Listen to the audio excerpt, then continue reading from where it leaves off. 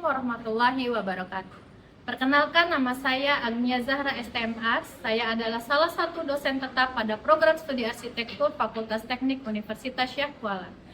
Video ini dibuat sebagai bagian dari unjuk kerja bukti nyata pelaksanaan Tridharma Perguruan Tinggi di bidang pengajaran dalam rangka sertifikasi dosen tahun 2026.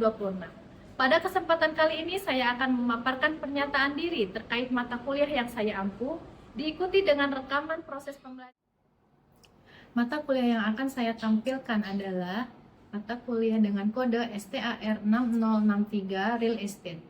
Mata kuliah ini mempelajari tentang tipe, prinsip-prinsip, strategi, pemasaran peluang, investasi, serta perencanaan cash flow dalam proyek properti real estate.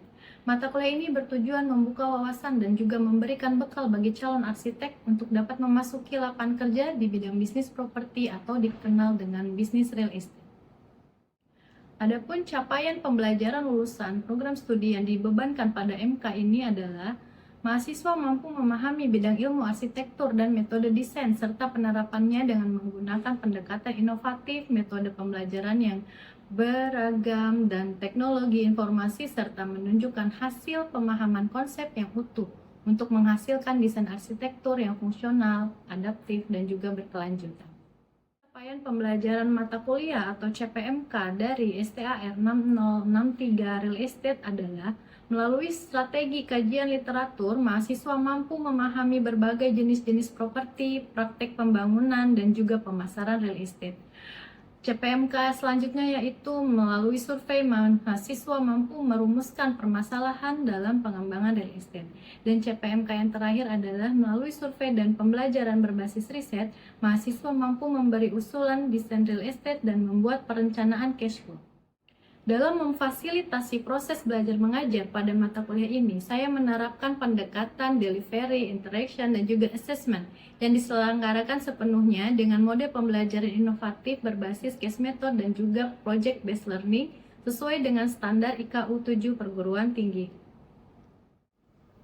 Selanjutnya, marilah kita saksikan bersama cuplikan proses pembelajaran real di kelas pada saat minggu ke-12 dengan topik bahasan kelayakan lahan dan hukum terkait pembangunan real estate. Selamat menyaksikan. Assalamualaikum warahmatullahi wabarakatuh. Waalaikumsalam warahmatullahi wabarakatuh. Alhamdulillah kita kembali lagi ya di kelas real estate di minggu ke-12 pada hari ini. Jadi untuk minggu ke-12 ini kita akan membahas tentang kelayakan lahan dan hukum terkait pembangunan real estate. Ya. Sebelum kita masuk ke materi, saya akan menjelaskan dulu bagaimana target pembelajaran kita di minggu ke-12 ini.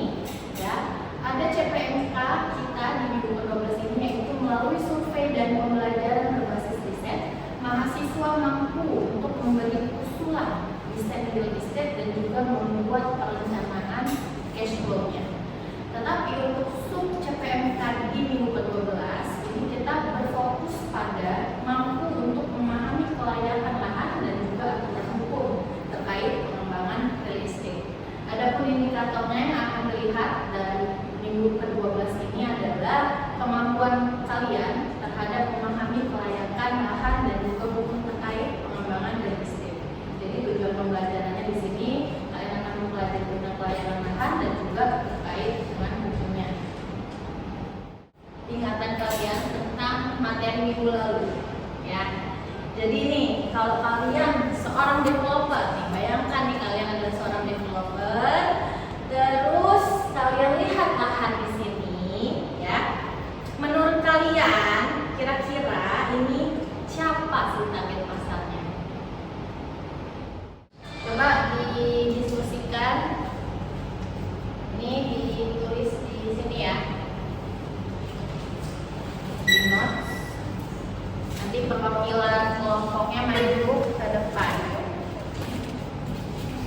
Tadi ada 3 soal kan? Nah, kelompoknya mana?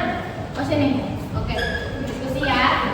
Waktunya gak usah lama-lama, 5 menit aja. Oke, silakan ditampilkan jawabannya.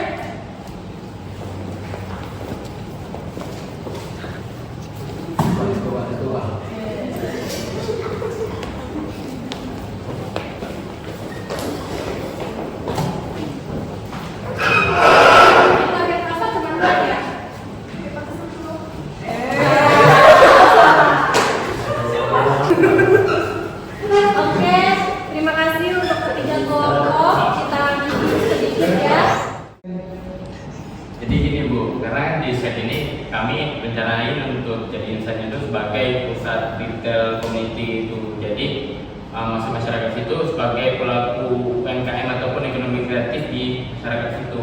Oke. Karena kan di jalan lintas utama juga. Oke, berarti ini produknya komersil ya, pusat retail ini ya tadi ya. Kita masuk ke materi minggu ini. Jadi ada yang namanya aspek studi kelayakan. Ya. Di aspek studi kelayakan ini yang pertama ada lokasi dan aksesibilitas. Sebagai mahasiswa di arsitektur, ya kan? Kita kan mahasiswa di arsitektur, pendekatan untuk melakukan studi kelayakan lahannya juga itu dilalui dengan pendekatan arsitektur tentunya, ya. Jadi yang pertama ada lokasi dan aksesibilitas. Nah, di sini tadi kan contoh sebelumnya udah boleh lihat ya lokasi lahannya gitu ya. Oh, ternyata dekat dengan jalan utama gitu ya. Nah, itu tadi bagaimana kita mengoptimalkan lahan yang berada di jalan utama gitu ya, sesuai jadinya produk apa? Jadinya produk real estate apa? Gitu ya. Nah, dari informasi tadi juga kita bisa melihat bagaimana tata letak lahannya terhadap bangunan di sekitarnya dan juga konektivitas dari sirkulasi ke lahan gitu ya, baik itu kendaraan maupun jalan kaki ya. Itu kan udah sering ya kalian lakukan pada saat kalian menganalisis site di studio ya untuk mengerjakan proyek tiap semester. Nah, di sini juga dilakukan hal serupa ya untuk membangun produk real estate. Lalu yang kedua ada legalitas dan zonasi. Nah, ini juga sama nih. Kita sering ya melakukan ini tanpa sadar pada saat apa di studio set analisis juga ya kan. Apa yang kita lihat itu regulasi terhadap lahannya. Posisi lahannya itu berada pada peraturannya, dia apa sih zonanya? Zona perumahan dan pemukiman kah? Atau zona perdagangan dan jasa kah? Seperti yang tadi Ali jawab ya sebelumnya di slide sebelumnya lahannya. Oh saya rasa itu cocok dibangun rumah dinas. Terus tadi Amin juga jawab cocok dibangun rumah tipe. Oke, itu baru dari penglihatan secara umum saja pada saat melihat lahan. Tapi pada saat kita menggali lagi lebih dalam legalitasnya, apakah itu sudah benar menjadi produk real estate residensial atau hunian? Ternyata misalnya nggak bisa karena di lokasi tersebut peraturannya, regulasinya ternyata buat apa? Misalnya perdagangan dan jasa, berarti kan hunian tidak cocok untuk berada di situ. Ya. Lalu ada analisis tanah dan lingkungan. Di sini bagaimana tadi kesesuaian zonasi, terus ada utilitasnya, kan lahan yang sudah ada itu pasti punya potensi awal. Misalnya sudah dilalui oleh jaringan listrik, oleh PDAM gitu kan, dan juga bagaimana kondisi topografinya, apakah kita perlu melakukan KNV. Selanjutnya ada ekonomi dan pasar. Nah, ini akan berkaitan dengan minggu sebelumnya ya, tentang analisis pasar dan juga segmentasi pasar gitu. Nah, ini kita lakukan juga. Jadi materi sebelumnya itu adalah bekal kalian untuk melakukan studi kelayakan gitu ya, bagaimana segmentasi pasar yang diinginkan. Oh, ini lokasi tanahnya sangat strategis gitu, sehingga kan harga tanah pasti akan tinggi. Jadinya tadi pasarnya yang menengah ke atas. Misalnya kalaupun tadi lokasinya itu sesuai untuk hunian, berarti desain hunian ataupun produk real estate-nya ke arah komersil, bukan subsidi, ya kan? Kan ada dua ya hunian yang dulu juga kita udah bahas, komersil dan juga subsidi, ya kan? Nah, tadi kalau target pasarnya ada di menengah ke atas, berarti kan hunian komersil yang lebih cocok. Kalau misalnya rumah subsidi, target pasarnya siapa? Siapa minta? Menengah ke bawah, ya kan? Atau kita biasa tahu istilahnya masyarakat berpenghasilan rendah, gitu ya. Lalu ada estetika dan fungsi. Nah, ada yang pernah mengalami atau menyadari bahwa ada satu fase ini pada gaya arsitekturnya Skandinavian semua, ya kan, warnanya natural segala macam, terus bergerak lagi ke tropis gitu ya. Dan sekarang udah muncul lagi banyak rumah-rumah yang untuk subsidi, malah ya, rumah-rumah subsidi sekarang sudah banyak gaya-gaya yang lebih beragam gitu. Kalau dulu mungkin sederhana gitu ya, kurang diminati tampilannya gitu. Sekarang udah pakai gaya apa? Gaya-gaya American style ya, padahal tipe 36 gitu. Nah, itu salah satu hasil dari studi kelayakan. Oh, ini bisa nih dibangun hunian subsidi, pasarnya ada. Ini kita pakai tren gaya terkini supaya tadi target pasar yang kita tuju mereka bisa bisa tertarik untuk membeli produk itu ya. Lalu selanjutnya ada keberlanjutan ya. Ini kita lihat dari sisi green arsitektur. Oke, selanjutnya kita akan membahas tentang konsepnya ya. Jadi ada konsep yang perlu diperhatikan pada saat kalian melakukan studi kelayakan tadi. Jadi yang pertama ini adalah dari sisi keterjangkauan ya. Tadi udah dapet target pasarnya siapa, produk real estate yang mau dikembangkan apa. Tapi kalian harus tahu bahwa ini adalah poin penting dalam tadi melakukan pengembangan ya. Yang dari segi harga, keterjangkauan, kalau kita berbicara tentang affordability itu berarti secara finansial, berarti dilihat dari keterjangkauan segi harganya. Jadi kemampuan orang mau membeli, seperti yang tadi saya sudah jelaskan, target pasarnya itu MBR, masyarakat berpenghasilan rendah, berarti produk yang akan dikembangkan adalah rumah subsidi yang masuk akal. Kan nggak mungkin masyarakat berpenghasilan rendah dengan kemampuan finansialnya yang rendah tadi dihadapkan dengan pilihan produk real estate-nya perumahan komersil gitu kan, nggak match gitu ya. Oke, selanjutnya adalah dari segi aksesibilitas. Ini selalu saya ulang-ulang ya di perumahan dan permukiman ya, di setiap materi kita juga ini selalu keluar lagi tentang aksesibilitas. Ini juga merupakan keterjangkauan, tapi kalau yang tadi secara finansial, kalau yang ini adalah secara spasial gitu ya. Jadi bagaimana lahan kalian itu terkoneksi dengan fasilitas belanja, dengan fasilitas rekreasi, transportasi umum, lokasi kerja, tempat ibadah gitu ya, terus sekolah, layanan kesehatan.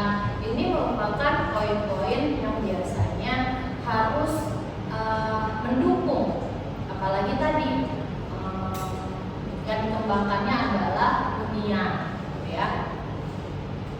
Nah, ini ada teori dari James Schilling ya, bagaimana karakteristik yang paling penting dari kita mengembangkan produk real estate itu adalah yang pertama lokasi, yang kedua adalah lokasi, yang ketiga adalah lokasi.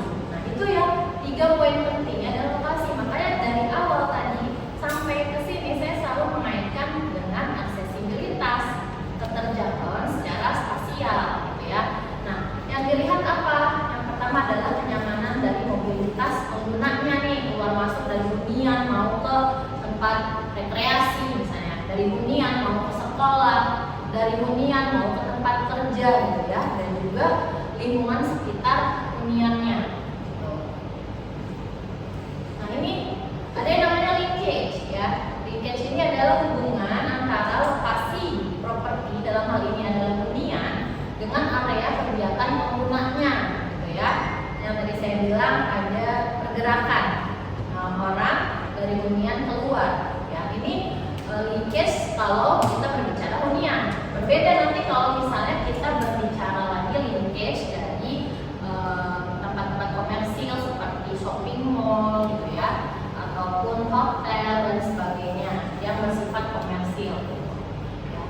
Jadi kalau kalian perhatikan di brosur-brosur yang ditawarkan oleh developer, ya kan?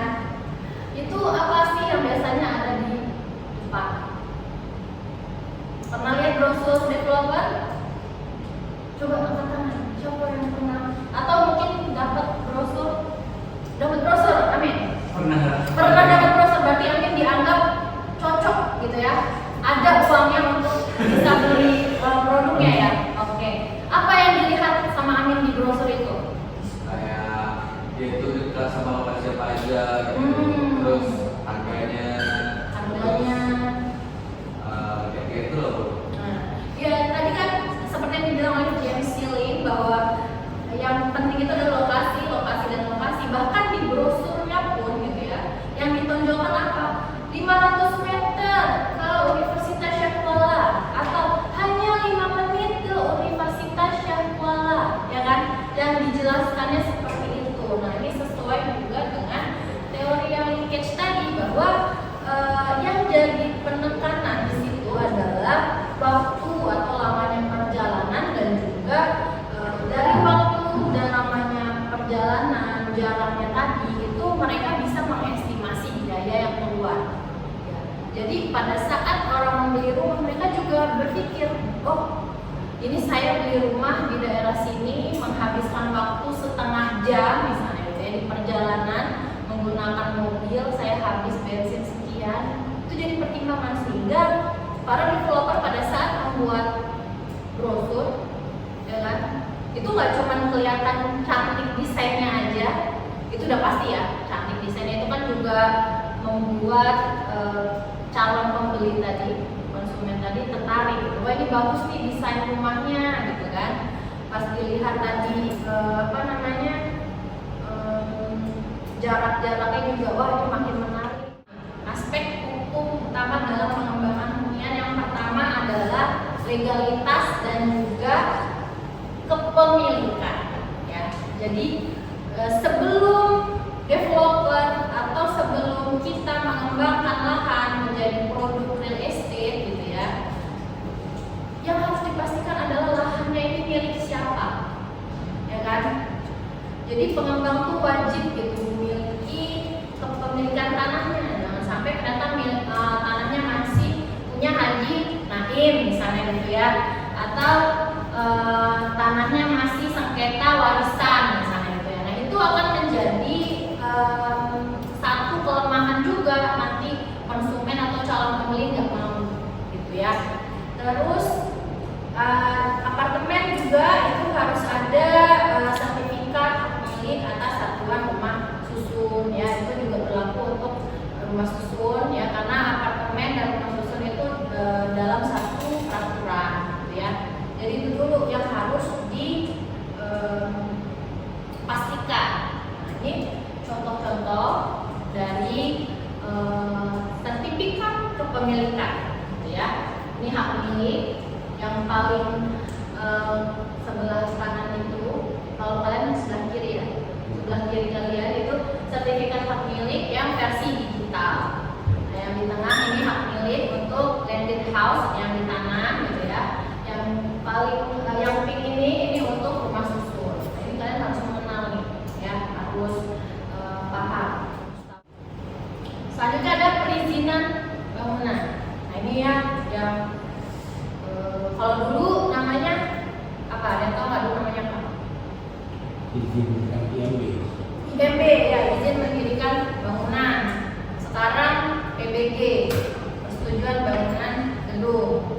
Ya, habis PBG ada SRF. Terus ada juga izin lokasi kesesuaian kegiatan pemanfaatan ruang. Nah ini dokumen-dokumen yang harus dipersiapkan. Nah ini mereka mempersiapkan dokumen ini butuh siapa? Butuh kalian sebagai arsiteknya, ya kan? Di PBG harus ada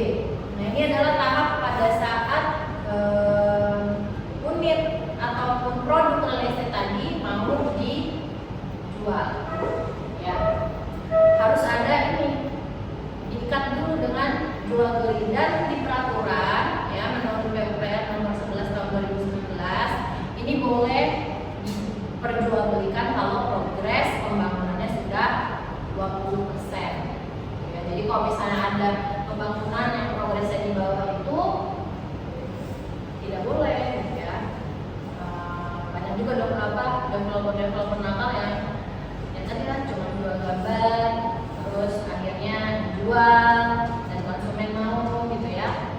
Padahal harus ada progres dulu. Oke, sebelum masuk ke penjelasan tugas, kalian bisa join wayground.com ya.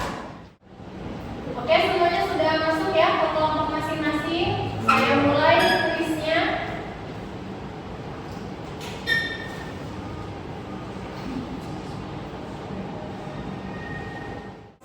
Kelompok 1 udah semua? Udah semua dijawab?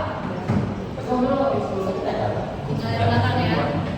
Kelompok 1 yang menang tadi ada Rifda dan kawan-kawannya. Yang juara 2 tadi kelompok 3 ya. Juara 3 kelompok 2. Oke. Coba kita lihat nih pertanyaan nomor 5 nih, banyak yang salah dan juga kehabisan waktu. Seorang developer menawarkan rumah melalui PPJP, tetapi pembangunan baru mencapai sekitar 10%. Nah, ini berdasarkan ketentuan tindakan tersebut apa? Belum sesuai ya, udah kelihatan ya? Belum sesuai, langsung tuh. Harusnya berapa? 20%. Oke. Sekarang kita lihat. Nah, jadi untuk yang skornya paling tinggi tadi dapat privilege untuk memilih lahan. Kalau misalnya mau ngecek bisa di scan QR, lahannya ada di sebelah mana, mungkin biar tahu ya. Ini lahan 1.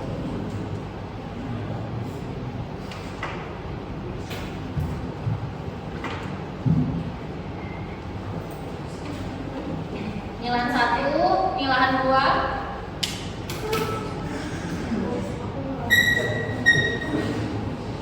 Dan ini yang terakhir lahan 3. Nah, ini dia nanti yang harus didiskusikan dari lahan-lahan tadi ya. Jadi kalian harus melihat bahwa hasil analisis kalian ini bisa menjadi hunian yang terbaik dalam bisnis real estate ya. Jadi nanti kalian melakukan pelayanan lahan dan juga dilihat analisis secara hukumnya ya. Yang pertama otomatis metode pengerjaannya adalah kalian gunakan lahan terpilih ya. Lalu lakukan studi kelayakan lahan, yang dianalisis adalah lokasinya, aksesibilitasnya, lalu linkage-nya ya. Terus tata kelola